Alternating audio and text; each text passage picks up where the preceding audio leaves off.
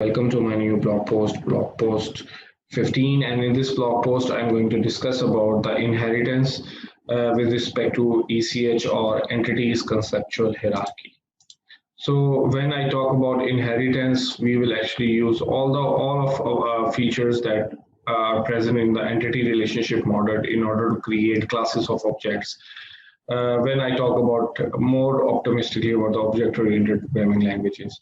So these details of entities are generally hidden from the user, and this process is known as abstraction. But when we talk about the inheritance is actually an important feature of generalization and specialization. It allows low-level entities to inherit the attributes of higher-level entities. So let's start with a diagram. So here I have a diagram in which person has different set of attributes. Like a person has a name, age, and gender. So this is more like a generalization.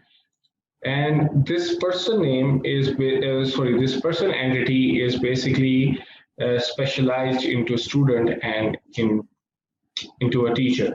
So what I am actually doing here is this, like I have a school database management system, and within a school database management system, I have different set of personals, and that set of personals are actually broken down into student and teacher.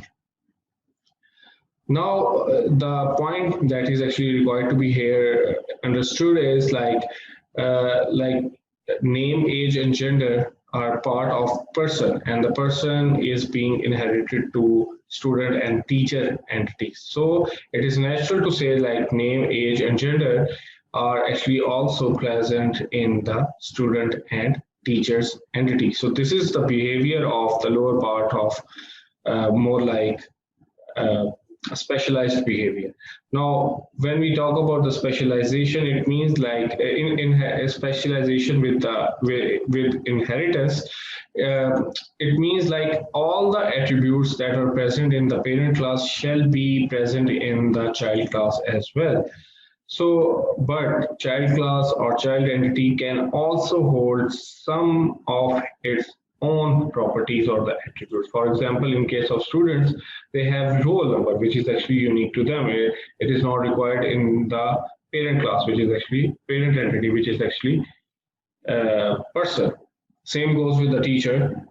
He has or she has employee ID, and it is not required in the person entity, but it is actually required to put in teacher's entity. So within when we talk about inheritance, all the entities may contain some attributes that are actually personalized to them, and it is not necessary that they will have